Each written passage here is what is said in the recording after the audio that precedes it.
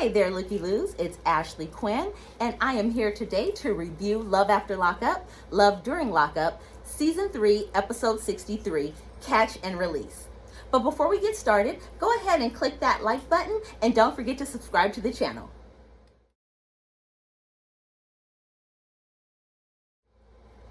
So the first couple that I want to talk about, or shall I say, get out of the way, is Max and Tara.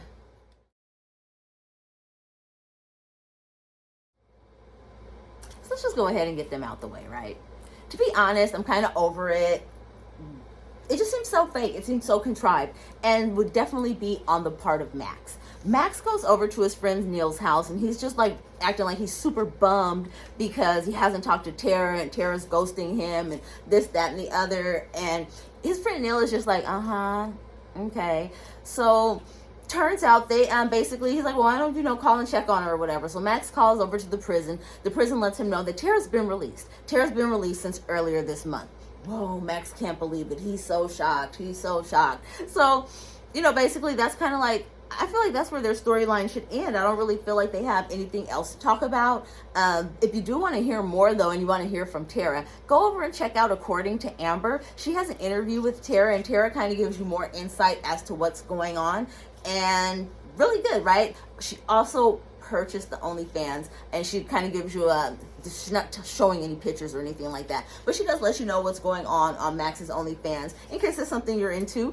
And if it's not something you're into, at least you didn't have to waste your money, right? So yeah, I really don't have too much to say about them. I'm just, hopefully it's over and we don't have to deal with Max and his bodybuilding and his bad built body anymore. We're going to move on to Santiva and Chelsea.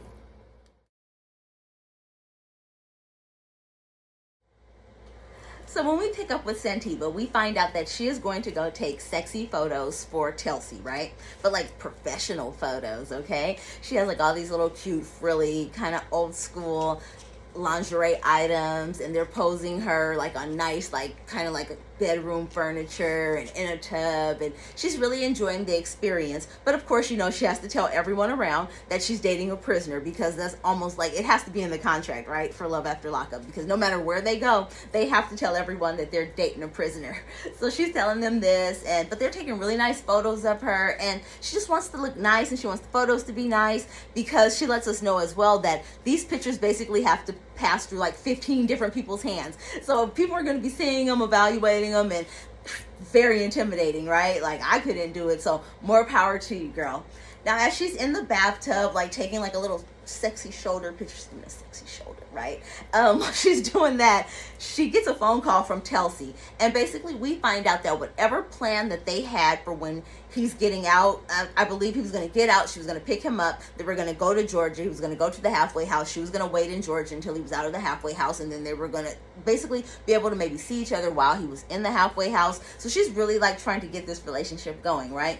But Chelsea lets her know, that, and he lets her know, and she has it on speakerphone, right? I feel so bad. It was so cringe, because like, everybody doesn't need to get that news like with you, right? I guess. But Chelsea lets her know that he wants to leave the prison, go straight to the halfway house, fulfill his obligations to the state, and then, start their relationship in full, in person. And here's the thing, right? He could be telling the truth. He could not be telling the truth. We don't know, because we don't know him. She doesn't know, because she doesn't know him either, right? So that's where we start to see the downside to like dating a prisoner. Like, if it was somebody like, not just a prisoner, but a prisoner that you don't know. Because if it was somebody their telltale signs, you can know when they're lying, kind of what's going on, you kind of have a better beat on somebody that as far as when they're telling you the truth or not telling you the truth. She's never even seen this man in person, and so I'm really just like, girl, cut your losses. Like, how can you be so disappointed over somebody you've never seen in person, you've never met in person? And I guess maybe it's those steamy emails that they send back and forth, because she lets us know that for them to basically have, as Memphis from 90 Day Fiance calls it, sexy time, right? They have to do it through email, I guess. And so she'll send an email, and it takes like an hour and a half to get to him, and then he'll read it and send one back, and that's another hour and a half. And so basically she let us know that inmate sex takes all day, okay? And girl, you should just probably just let it go. Like, you don't know him that well. There's other fish in the sea. You're looking good. You lost the weight. Get out here, like, meet people, because I don't think Chelsea's the one for you. I just hate to see her going down that path, because she has such great energy and she seems like such a nice and fun person, right? And when we think about fun people, like, I can't even lie, Ty seems like she is somebody that will really be a good time, you know what I'm saying? Like, to just go, like, get drinks and stuff with. And so that basically brings us to our next couple, and that would be Ty and Hottie.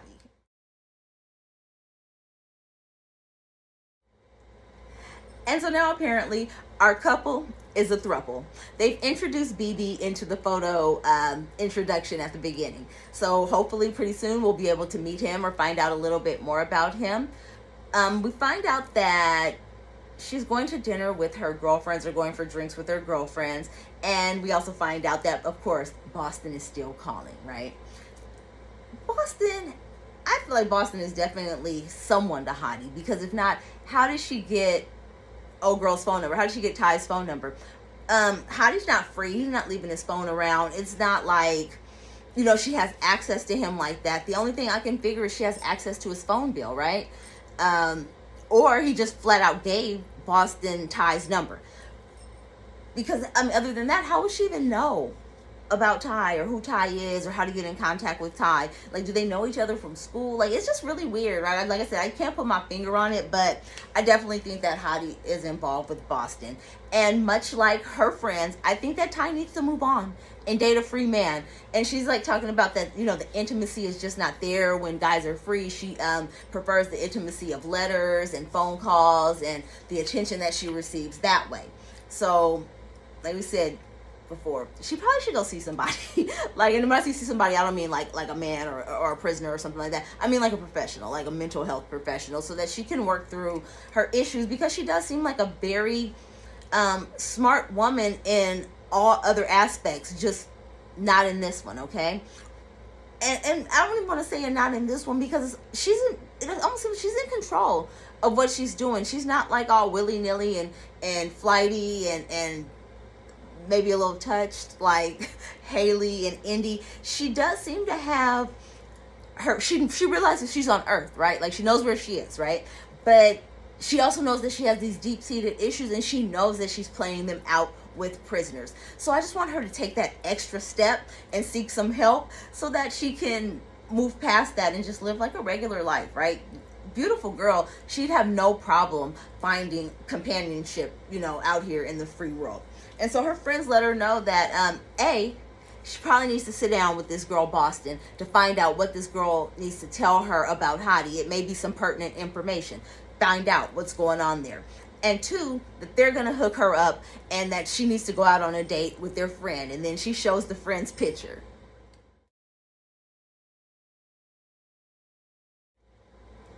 So that is going to be her date. His name is Angel, and she thinks that he's very good looking.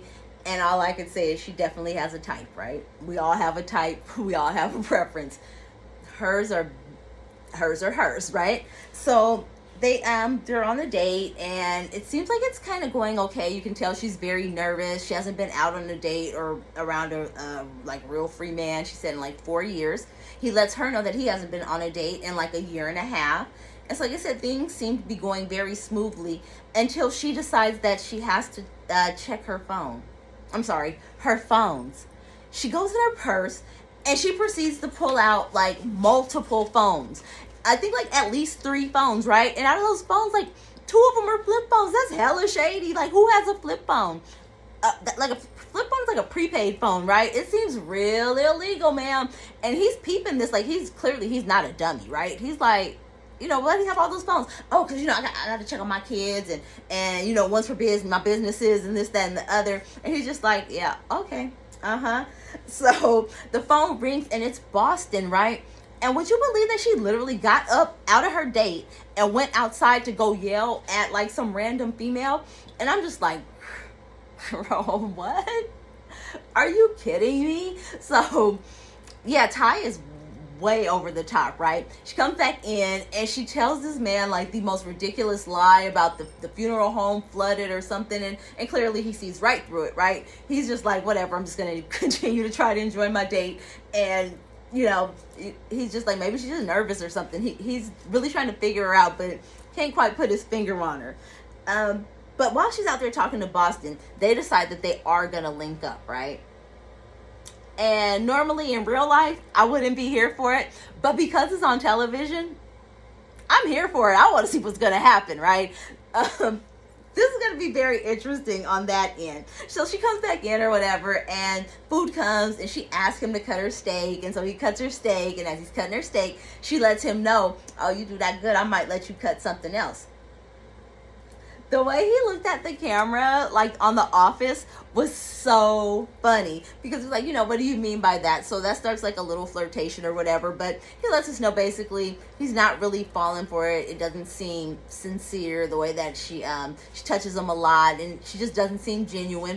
But you know what? She's pretty. So I think that's why he's letting her be as strange and like flighty and whatever as she is, right? He's enjoying her company. And quirky is cool when you're cute, you know what I'm saying? You get away with a lot more. So that's what's going on with them. Basically they leave the restaurant, and on the way out, like, he actually does like kiss her goodnight, and I was like, oh, I hope like maybe she's like got some like real world like loving, then maybe she could like get over this obsession with the prisoners. But she again lets us know that relationships in the real world don't provide her the type of intimacy and the loving feelings and the emotions that prison relationships provide her. So that's where we end off with Ty, Hottie, and BB. So next up, let's go ahead and talk about Haley and Dalton.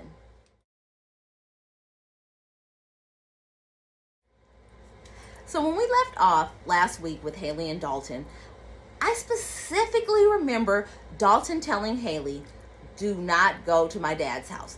Do not talk to my dad. Stay away from my dad. It was a whole lot of no, no, no.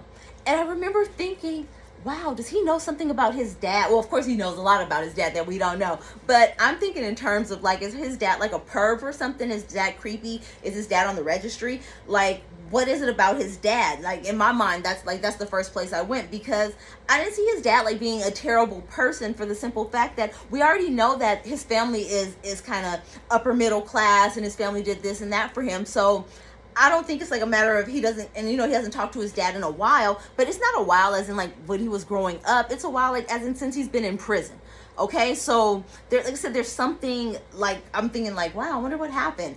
So anyway, of course, Haley doesn't listen. She hops her happy ass right on over to Mr. Dale's house, and Mr. Dale opens the door basically like, Jehovah's Witness, like, what do you want? So Haley like introduces herself, and she's Dalton's fiance, and and the dad is just like, here we go. Okay, so he takes her out back, and this is when, like, remember I said, like, I think that, like, is his dad a creeper or, like, a perv or something? So they're getting to know each other, and he asks her, what does she do for a living? And she lets him know that she's a cleaning technician, and basically she cleans people's houses and whatever. And so the first thing out of his mouth was, you should see my bedroom. Like, okay, I get it. It's totally a double entendre. Like, oh, no, I was just talking about maybe she could clean it up for me. But, sir, you don't know that girl. And bringing up, like, your bedroom just seemed very uncomfortable, and like I was like, yo, Dalton told you not to go over there. So dad proceeds to let us know that, seems like I tried with him. I tried with the boy, gave the boy what he needed, provided him resources. That wasn't what he wanted. He's in prison because that's where he wanted to put himself. Didn't have to be there. Period, point blank. So we know that Dalton doesn't make good decisions. And so basically what his dad lets Haley know is that when Dalton comes out, we plan for Dalton to come home, live at home with the family, so that we can watch him and make sure he's not doing dumb stuff. Well, Haley's kind of like, well, no, he's coming to live with me. And dad's like, yeah, okay, whatever. So the dad is like, we have like a kind of like a confessional of the dad, and he's saying, he gets these same kind of girls, these young, impressionable, not too girls, and kind of, gets them to fall for this, that, and the third. And basically, he lets us know that Haley's just living in a world of delusion. And I think we all knew that. Like, Haley is hella delusional, right? So the conversation kind of ends, and like, he hustled her up out his house, right? Get your ass out of here. And so after that, the next time we see Haley, she's with her mom, and her mom are going to go look at the house that she purchased. And congratulations, Haley. Like, that's super awesome. Super proud of you. Yes, you guys, it is a prefab or a trailer or whatever you call it, but it's hers, right? The grass looked green. It's her. She has one child, and as she likes to remind us, and Dalton, right? Her mom just really doesn't think it's a good idea. Her mom is really trying to look out for her, most importantly, look out for her son, because you're going to be moving some strange felon into the house with your small child who already has a father figure. So it's really no need, like, to hurry up and try to rush to make him have a man around. And so Haley she's like, whatever, no, Mom, it's my decision. And, Mom lets us know that Haley doesn't make good decisions. And I'm pretty sure we can all see that. So Mom's is like basically really concerned because she doesn't want Dalton to basically kind of take over the house. She doesn't want Haley putting Dalton's name on the deed to the property. She wants to make sure that her daughter is not being swindled. And rightfully so, because like she said, not the brightest bulb in the pack, And she worked hard, or she got hit hard in the car accident to get that money that she's trying to use to build a future for her and her son. And he's just basically going to come in and sponge off of what she already has. And he calls, and as soon as he calls, the phone call lets you know that that's exactly what's going to happen. He hasn't even seen the house yet. He hasn't put a penny, a dime, or anything toward the house. And he's referring to it as our house. It's not our house. It's her house. She bought it. They're not even married. So it's not even a case of, well, if it's hers, it's his. No, they're not married. You know what I'm saying? They're talking on the phone and seeing each other every blue moon. So I am concerned with that. And another thing that her mom is concerned with, because since he does come from like kind of a more well-to-do family, better than, Haley has been able to do, is he going to be okay with living in a trailer? And that's exactly what Mom says. Is he going to be okay with living in a trailer? Because, like, I can't lie. Like, I mean, like, I'm not in prison or anything, but no, I don't think I would be okay with living in a trailer. Like, I don't want to live in a trailer. And not because there's anything wrong with living in a trailer, but it's just not what I'm used to. Like, I don't know, like, how comfortable I would be. Just saying, So Moms brings up a lot of really good points. Haley doesn't want to see any of the points. The only thing Haley wants is for Dalton to come home and live with her and her son. And that's where we leave off with them. And so we're going to move to our next example of a mom who is definitely not putting the needs of her kids first. And we're going to talk about Indy and Harry.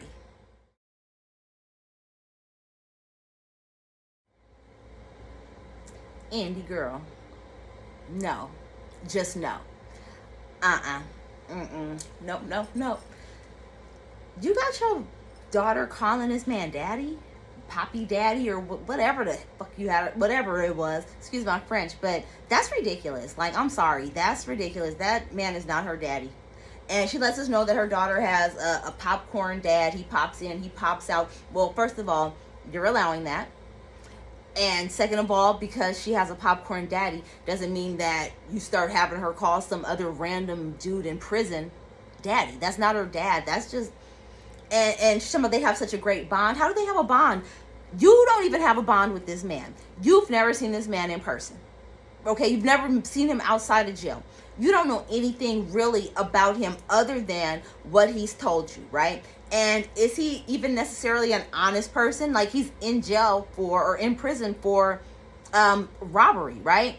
That's not a very, I mean, there's no crimes that have integrity, but like, that's, what I'm saying? If you'll lie, you'll steal. If you'll steal, you'll cheat. If you cheat, you'll kill. Whatever. That whole, like, those whole things go together. So, and just the daddy. So you can see, like, this little girl, she's really eager, I guess, to have a father, or her mom has really pumped her up into being eager to have a father. And it's like, even if your daughter called him that on her own, right? You need to correct her. That's not her dad. Like, that's just weird. And she's only known this man through prison for 8 months. It's just weird. Like, I'm sorry. Like, she need. All I could think, I'm like, oh, 2-piece and a biscuit.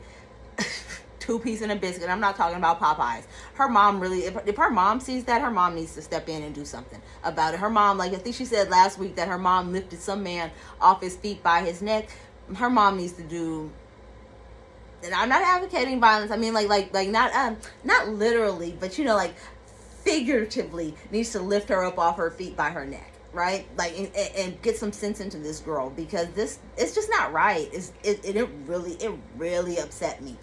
And like, I'm just like, so you're basically letting us know she already has one dad that's not really worth a good god darn, and now you're setting her up to be basically abandoned by a second father figure, probably before the girl turns 5 years old. But she doesn't really think about that, because she's much like Haley.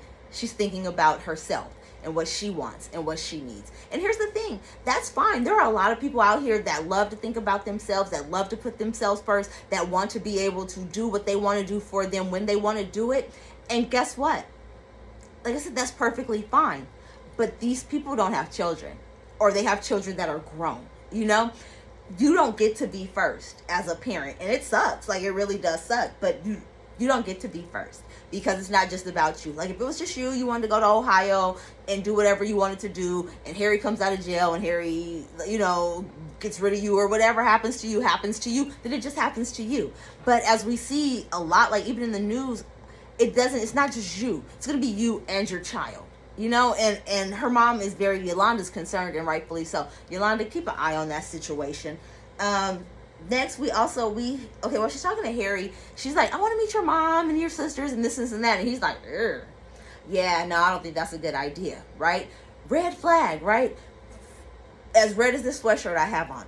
Red flag. Why do you know what's the problem with her meeting your mom or your sisters, like maybe coordinating something with them, because you're going to be getting released and this, that, and the third. But he's like, yeah, my mom, she's not really one of those people that knows how to have a civil conversation. So in other words, his mom is ghetto AF, is what I heard, right? That she don't know how to talk to people. She'll probably cuss you out. And then the sister probably end up beating you up. So stay away from them people, Indy. And here's the thing, and even if that's not the truth, right? He doesn't want you talking to his family. He never gives her a straight answer about anything. Like, do you notice that? She's like, should I do this? Can we do that? I want to do that. I don't know. Do what you want to do. I don't know. I don't think that's a good idea. This, that, and the other. So, like, Indy, wake up. I don't think Harry is that into her. I just don't.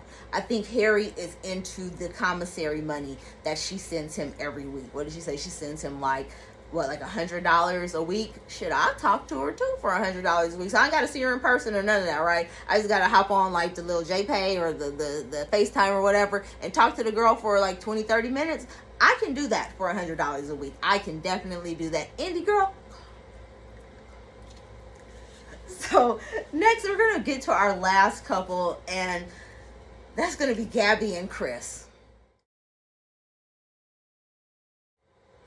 So I'm going to make Gabby and Chris as quick as possible, because Gabby raises my blood pressure, right? She irritates the bejesus out of me, okay? So let's get it started. Gabby and Abby. Abby is Gabby's friend.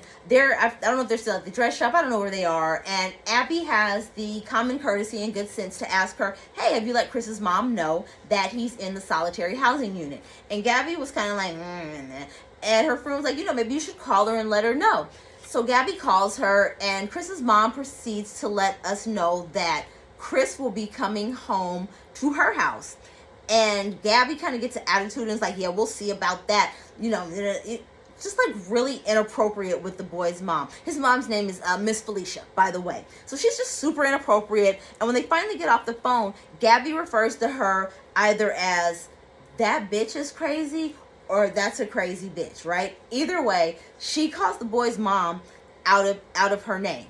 And I'm just like, whoa, So I'm really interested to see how that's going to go over with Chris. And more importantly, I'm really, really interested to see how that's going to go over with Chris's sisters, right? Because it couldn't be me. It couldn't be me and my mom. That's uncalled for. And like I said, every week she makes herself more and more unlikable. So after that, she basically goes home. We see her doing some things like around the house or whatever. And then we have a call from Miss Felicia. Now, the call that Miss Felicia is calling to give Gabby is to let Gabby know that Chris doesn't want her to pick him up from the prison. He doesn't want her to come down there. And you could just hear the glee in Miss Felicia's voice and being able to tell this spoiled little heifer that, right? She was like, you could hear it on the other end of the phone. Now, it's not because he's going home with someone else or anything like that that we know of. The most likely reason is that he may be getting picked up by the feds once he's done serving his state time. And Gabby know-it-all ass was just like, oh, well, that's not what he told me, and he told me he didn't have to do. Yeah. And it's like, look here, Gabby. He's not in charge, right? Right now, the state owns him. And when the state is done owning him, if the feds would like a chance at owning him, they will own him too. And once, and only once, they are done with him, then you can think about owning him. But from what it looks like, his mom is going to be the next person to own him. So, girl, get the fuck in line, right? You ain't next, basically.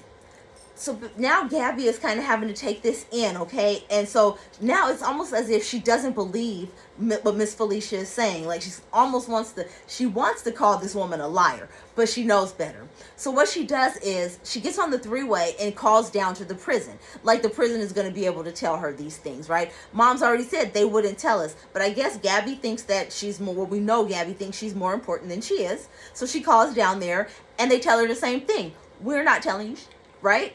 Period. So now Gabby is kind of like having to pick up her face off the ground. Her and Miss Felicia get off the phone. We see her going into the bathroom to begin to put on her makeup, and she's covering those dark circles and those bags under her eyes at, 26, right? So she's really had to humble herself because now she's not so sure about what's going on with her and Chris. She knew everything a minute ago, right? But now she's real shook. And I hate to say it, but I'm happy to see it because you're an asshole, Gabby. Like, you really are. The way you talk to your mom, unacceptable. The way you talk to Chris's mom, unacceptable.